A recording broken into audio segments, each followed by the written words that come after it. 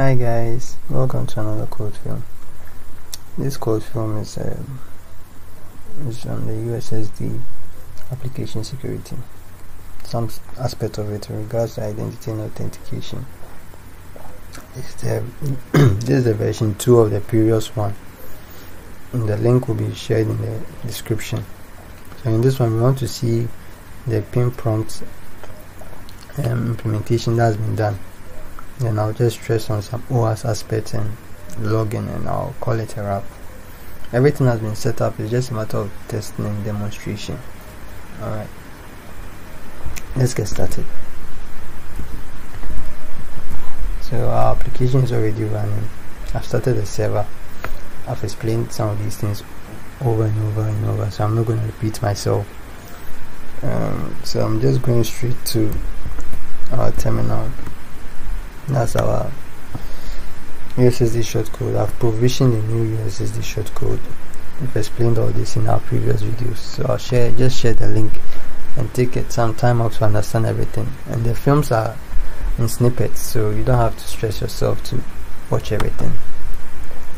So in that USSD shortcode, we want to link, we type 1, enter the mobile number, and the mobile number is gotten from the database.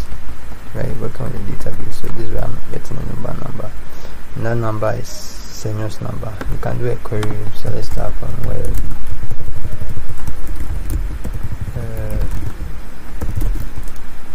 mobile number is equal to this, so that some people understand what's going on here. So this is a record that we're working with, right? So continue send. And I'm going to enter the wrong pin because that's what we want to test. So enter a wrong pin, 1 2 3 4 5. That's not the right pin, so our pin prompt has to show. So this is why I've entered the wrong pin. We're going to enter it the second time, and this is what I'm saying most USSD applications don't have. The banks, fintechs, they don't have this. They'll let the session end and they'll tell you that incorrect pin. They'll let the session end, then they'll tell you that so my session has expired, let's test it again. They'll let you do what you are doing, then they'll just prompt you that incorrect pin. That's when then it ends the session. It doesn't continue. It has to be on prompt so that you keep trying. So if it was their first time, they'll tell you that the session has ended. That's all. Like what we've just experienced, and then your application ends. You don't get the opportunity to enter your pin again. It's not supposed to be so. That's not how I think that's not a good design for me. I keep getting this issue. It's something that has to do with the server that I'm running the application on, so I have to take time off and look at that. Alright.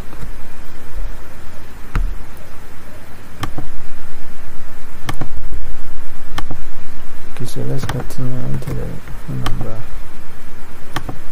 enter the wrong pin. We'll do it 3 times so we can log the account. Alright, so good. Incorrect pin. Good. Incorrect pin.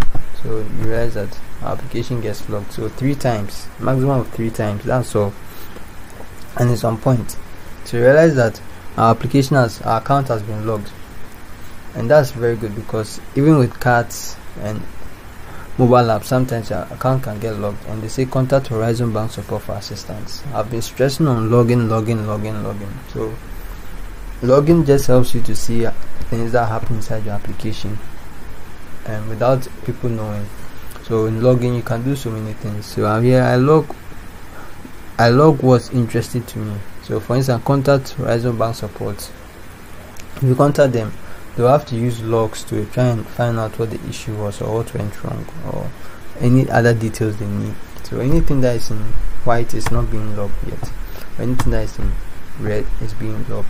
So if I want to now log account statuses, when I say account status is the state the state that the account was when they opened books in the banks.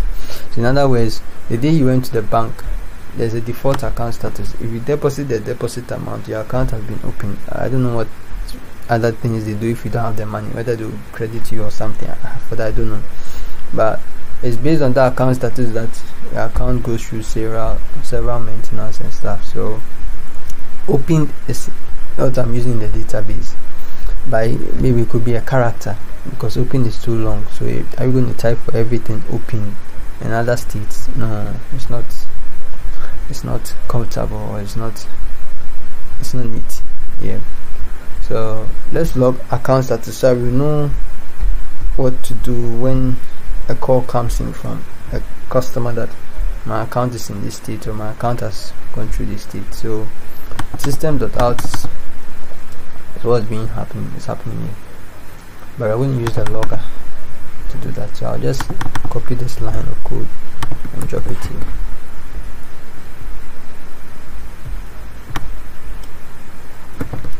Copy this, add the account number. So after this, I'll just go ahead and display something also in the database. Now remove this line. So I'm logging account status now. I'm going to run my application again and test it. So you should see it in red now, because, and let's even make it, let's reload it and let's run it.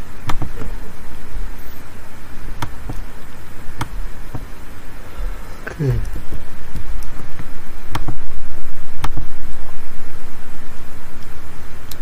Let's continue. So let's get our phone number from our file.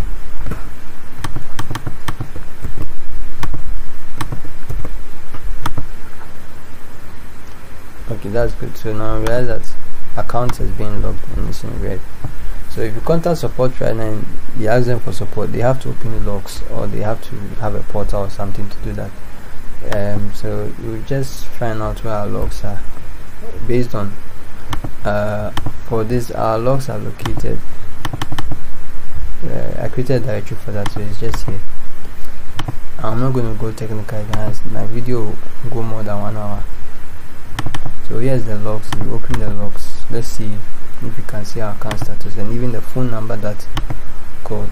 Because if they call you right now, they may call with a different number. They may call with their MTN, or they may call with a friend's phone number that my account can't access my account. My account has been blocked. So you ask the first time, I ask the person, what's your phone number? Okay, my phone number is so. So you are going to search by the phone number. So you enter the phone number 02. Let's put the phone number here. Then you find. And you ask him what time did he initiate this request. And so I did it maybe in the afternoon. So you search by the time too.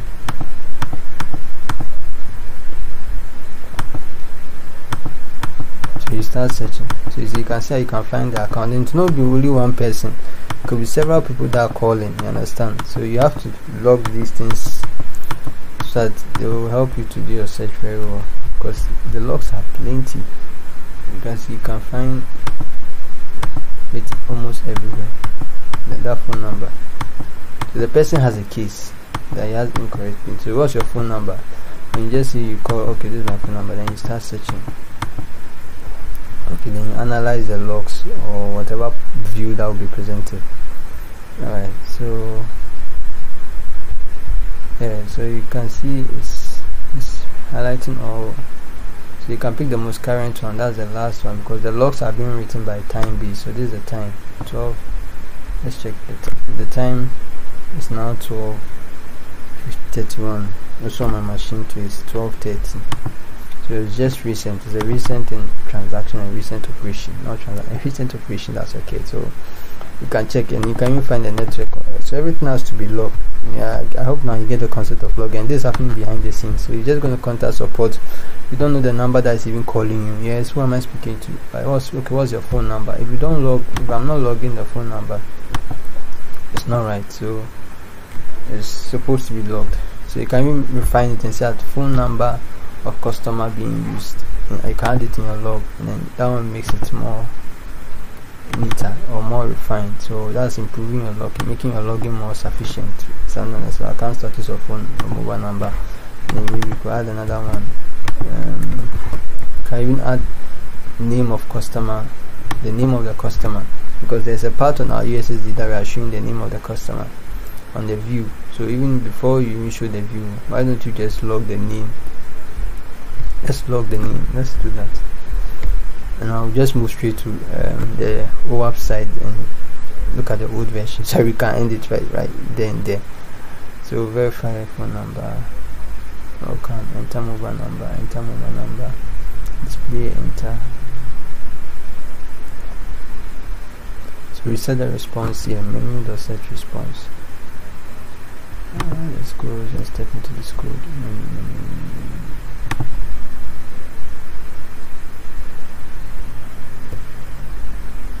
The response comes with the customer's name too. So that's how. So I go one mobile number, then the next one is PIN.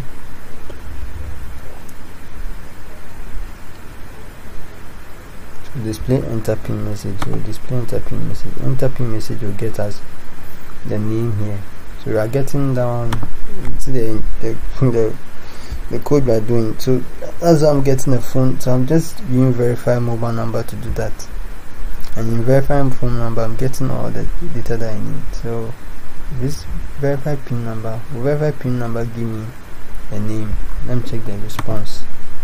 It won't give me the name. So unless I use verify phone number, I can even log that. Let's just do it somewhere.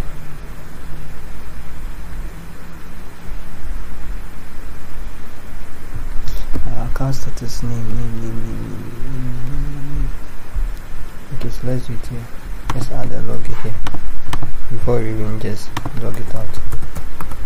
Let's just put, so let's get our logger, copy it. You're not just copying, you have to understand what you're doing.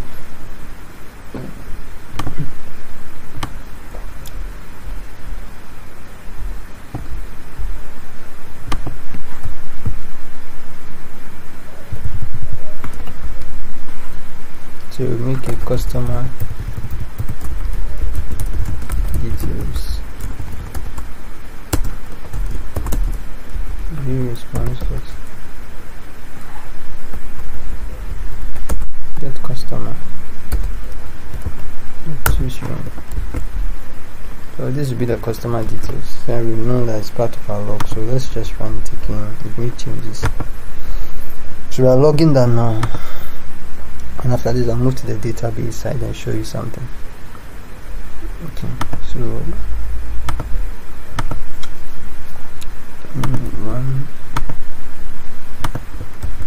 so if the person calls right now, realize that we can log that.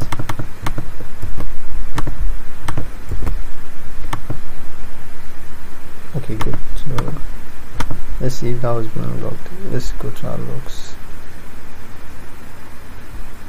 Account status, people.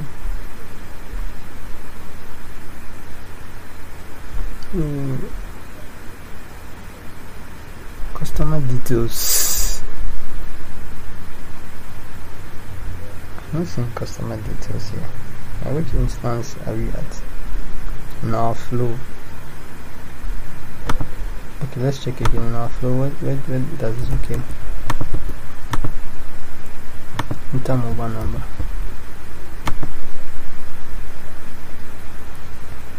Oh, okay. Because our account has been blocked, we can't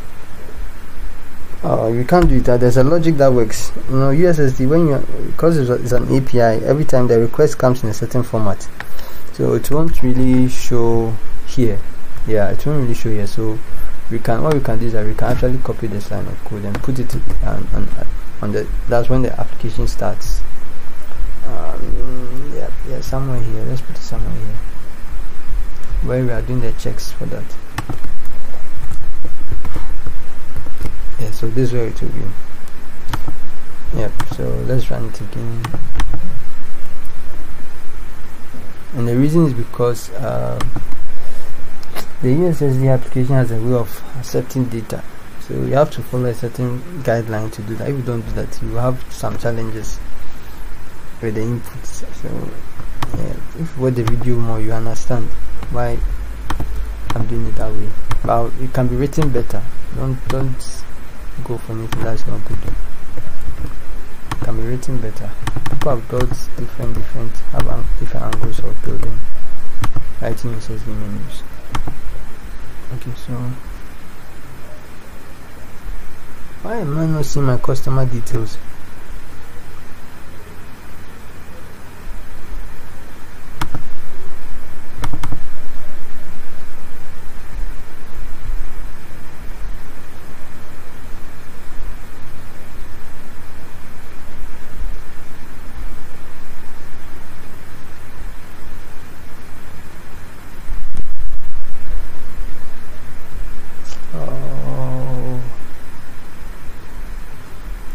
So look at the block. I've put it inside here.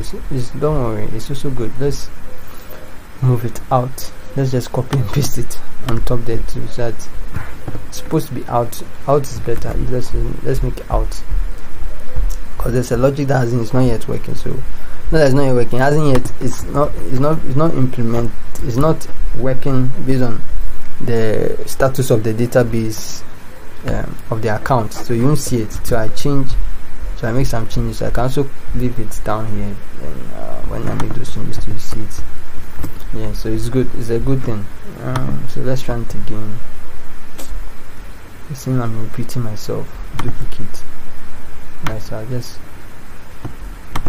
leave this one out because of scoping.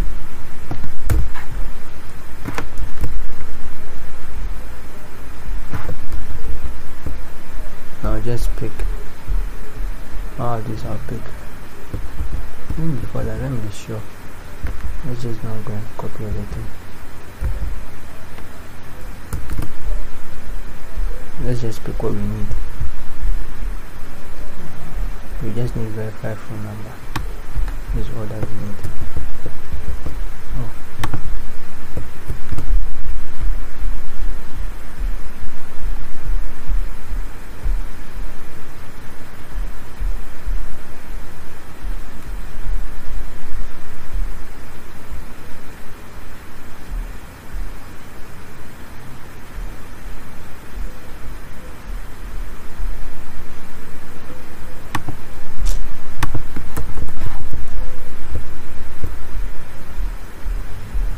Okay.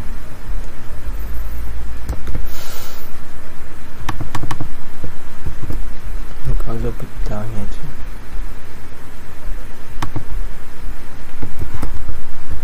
And then this one will just say we are inside the logic block.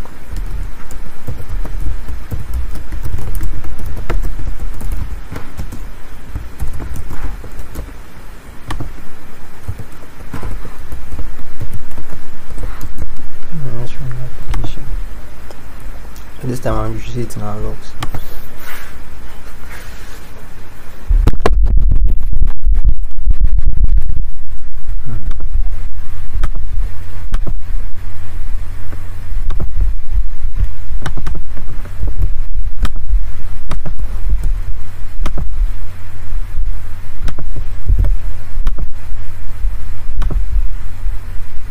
Yeah, so you are seeing customer details and you see everything about the customer. Yeah, so this is being logged. So if you open our logs right now, this is a good thing. It's going to assist us in our work. So you can see the customer details being logged. So customer details, the ID, everything that can refine it is Ghana card, the account status, everything. So this is the logs and it's being written. So it's not being system out.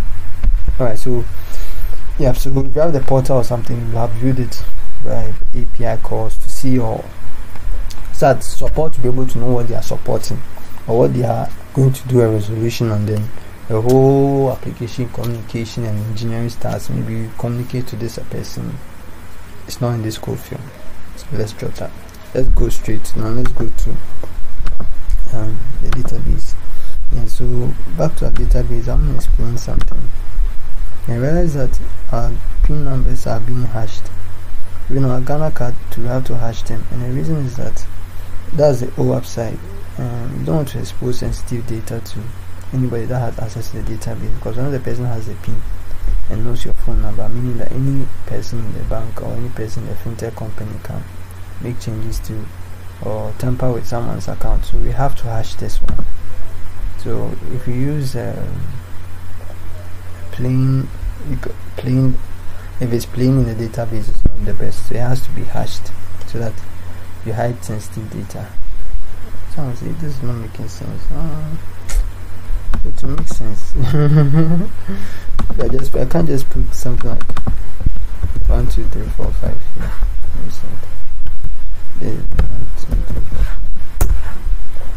It's not nice, you know.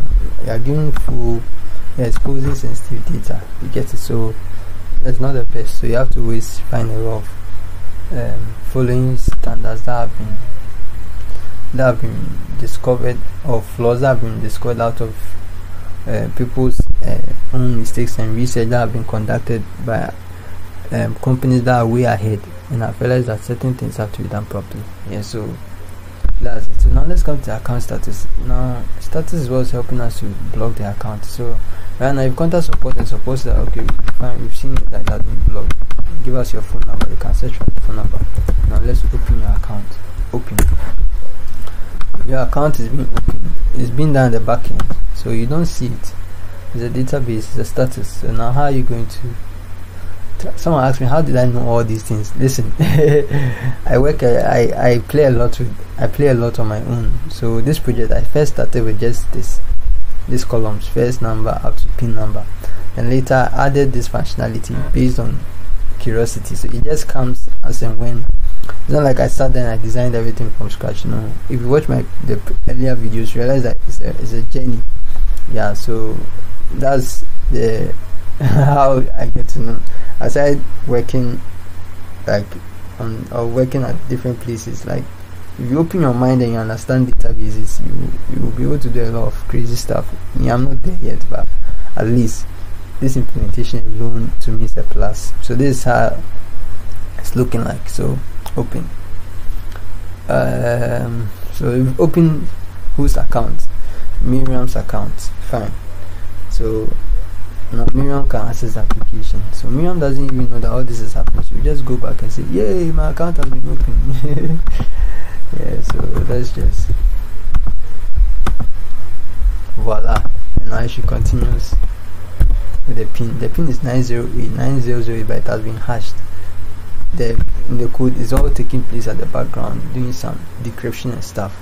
And now she can enter a Ghana card number. So this is it for this codefilm. I'm not going to continue again.